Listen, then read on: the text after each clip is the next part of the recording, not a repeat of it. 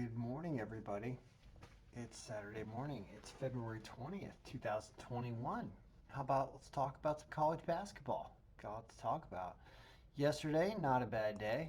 College basketball fall. My picks stunk. I actually did, I'm doing my Kens94 where I bet $94 a day on sports. And the basketball wager that I made yesterday, I had 7 teams and I only went 3-4. Yuck. Only bet 14 bucks though. I wasn't expecting great things. Didn't like the setup yesterday, and it didn't do very well. So, even though we crushed it with hockey, though we won all 3 hockey games, we made a lot of money yesterday, actually, relatively. So we'll talk about that in the Kens94 video later today.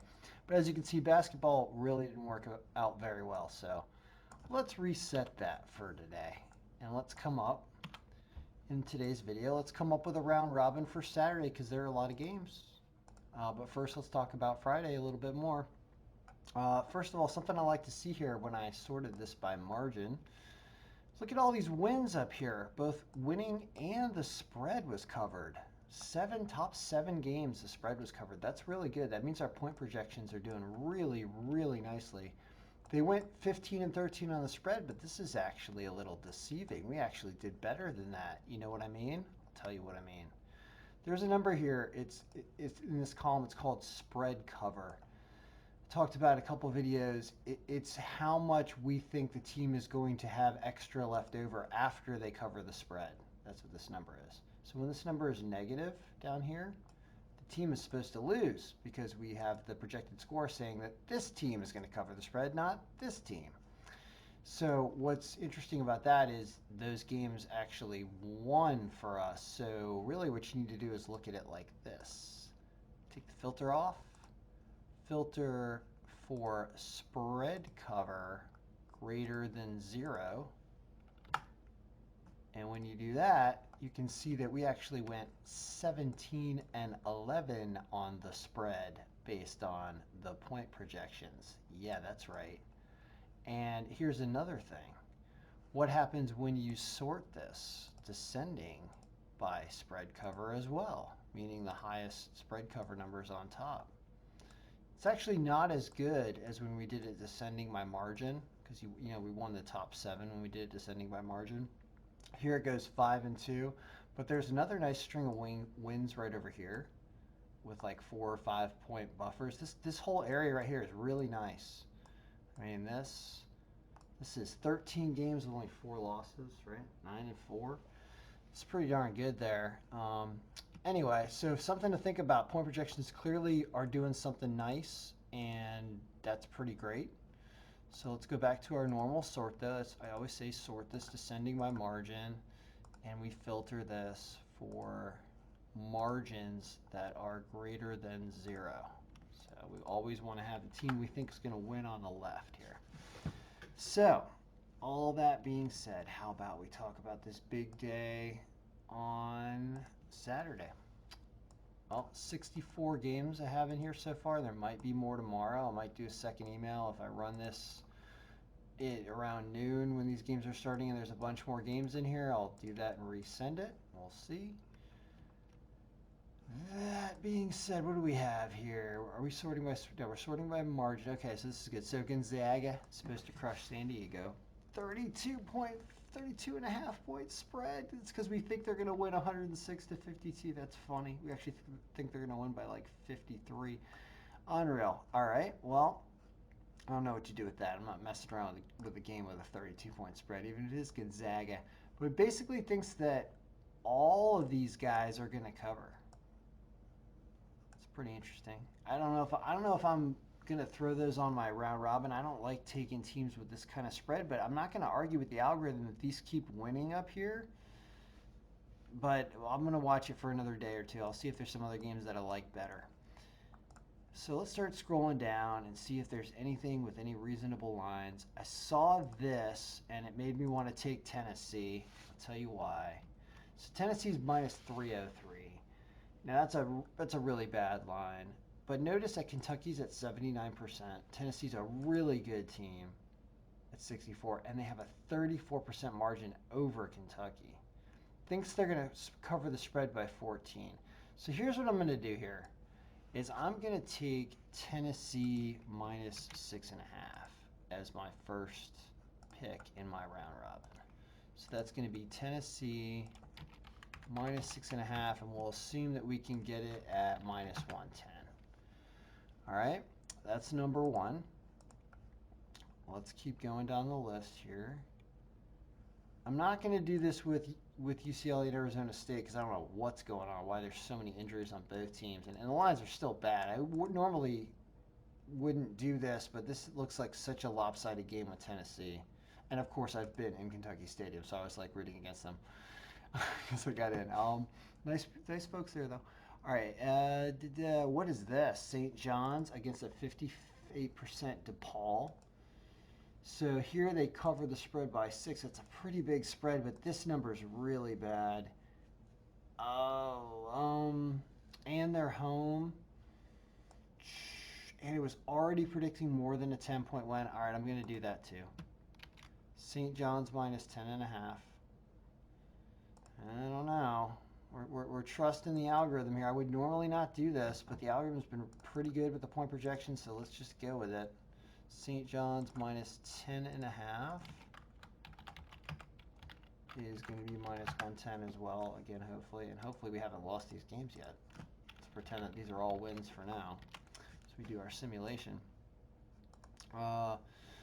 All right, I don't like Florida being a little injured here. Still don't like these lines, which are still awful.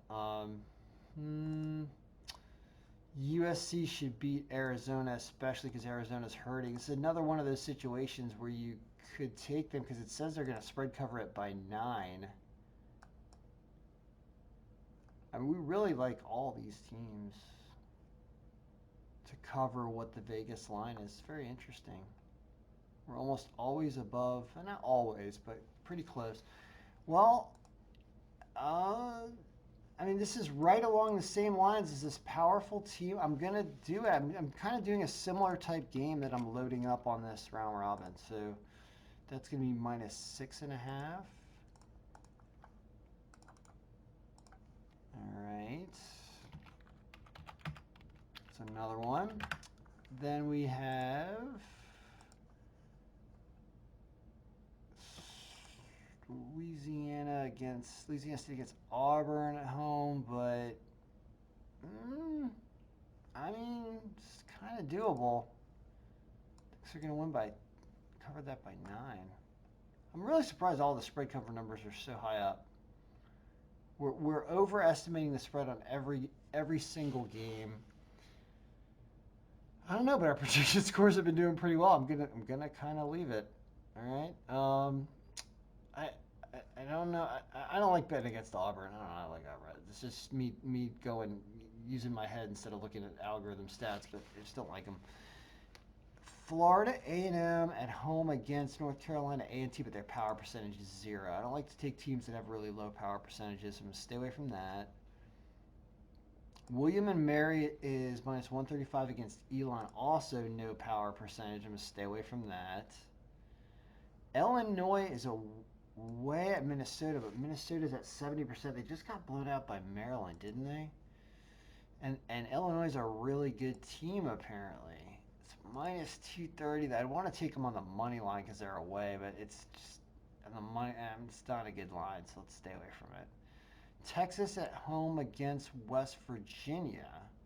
Wait a minute, Texas is at home? Are they really? Is that game going on? I'm going to stay away from that because I don't believe that. Missouri and South Carolina. Okay, so South Carolina at 70%, but they're away. Don't like taking away teams, but they're supposed to win this game, and this is almost a quarter of their team out. So I'm going to take Missouri on the money line. Missouri on the money line for 158. Let's do that. Right there. Okay. What else we got? Texas A&M. No, that's a bad team at minus 17%, so not going to do that. What else we got here?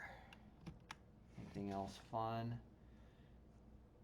No, you got some away teams with lower margins and not great lines. I mean, the only underdog I saw in here was Wake. Yeah, Wake Forest at home against NC State. NC State looks like they're hurting. So does Wake, though. I mean, the only reason I would take it is because it's an underdog, but the home bump is getting them there. Point projections say a 1 point game. I guess you could take Wake plus 1.5. It's an idea, but it's not enough points. It's a tough game. Anything with the margins way down here, it's kind of a toss-up. So, but they're actually, you know what might be a better pick is Stanford over Washington State because Washington State's at 77%. I think Washington State just blew a game to somebody like Oregon State or something recently. I think this is affecting them, but that's minus 230. It's not a good line. Everything's a bad line. Everything's a bad line. Tulane against Central Florida's not a bad line. What am I talking about? That is the home bump puts them up there because we have a 9% home bump, so they're really a little bit worse than Central Florida. And the point projections have them barely winning by 2 in a low-scoring game. Given that Central Florida is at 90%, that's a pretty good line for Tulane. Let's do that. That's cutting it close here. Like, you're really supposed to be picky when you do this. When you do these round robins, you're not supposed to throw in games that are kind of iffy. As I say that, that's what I'm doing. Like, you're going to start missing 1 or 2 of these if you do this. But I'm struggling looking for picks, right? That's the problem here. What about Kansas at Texas Tech? 2 good teams. Texas Tech barely gets over there because of the home bump, and it's minus 1. Or sorry, Kansas does. I don't like Kansas. I don't like the state of Kansas. I didn't say that out loud. I'm going to stay away from that game. We got a Virginia and Duke game. So Duke dropped one of this. So this is because that guy Jalen or whatever doesn't play. They decided to opt out or something. Yet Duke has been playing better recently. Virginia just lost a game to somebody also. And this is in Chapel Hill, right? Tough. It's a tougher game than it looks. The algorithm shows you want to take Virginia, but Duke has been sneakily playing better than they had the whole season recently, so I'm going to stay away from that. Is there anything else to do here? I know we've gone on for 12 minutes, but it's a big schedule today. Georgia Tech is at 83% away against Miami, and the margin is only 10 for them away.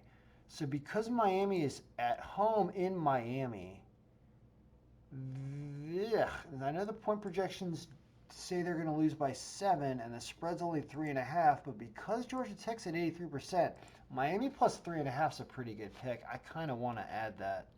How far down the list is this? This is me kind of sneakily going against somewhat of what the algorithm is saying, but Miami has been playing better, so I'm going to do that. Miami plus 3.5, if we can get that.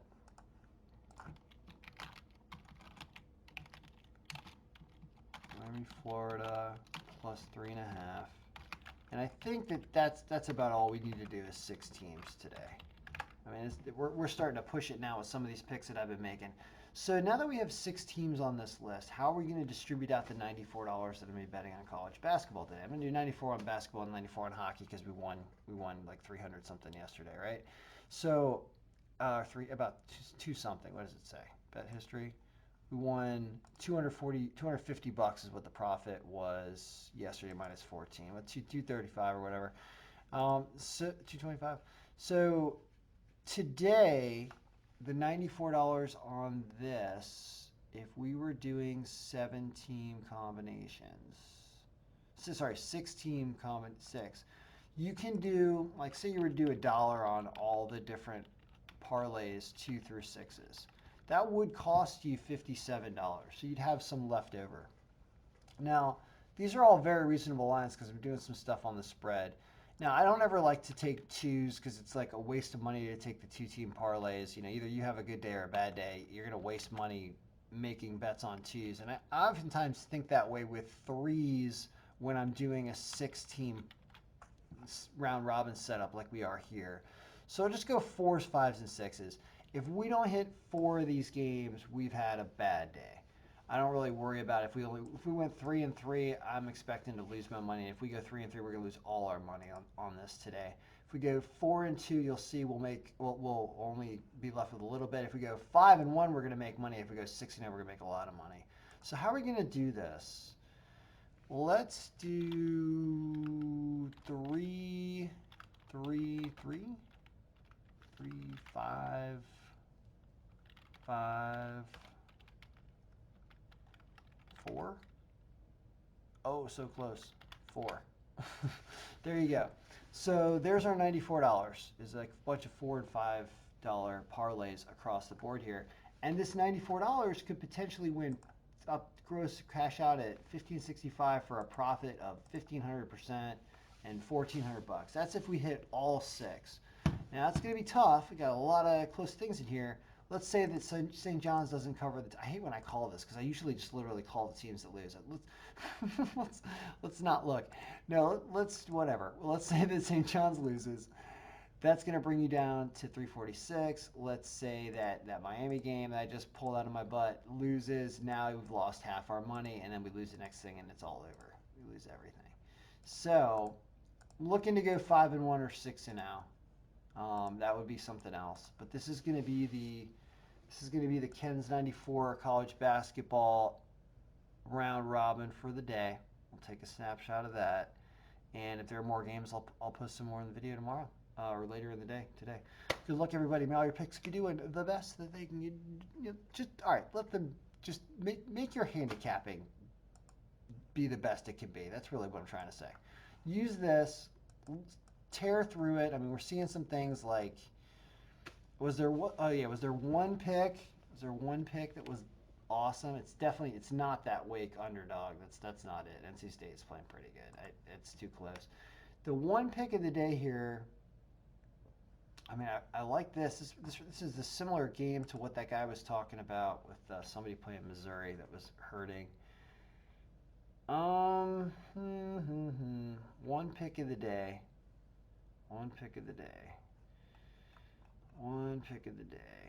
Something up here. I like this Tennessee minus 6.5. That was the first thing I talked about in the video. I don't think I'm too partial just because I'm thinking about Kentucky, but because they're hurting and Tennessee is a much better team and a good team, and the projected score is really throwing it there, I think Tennessee does win this game by more than 6.5. So Tennessee minus 6.5 is my pick of the day. All right, good luck, everybody.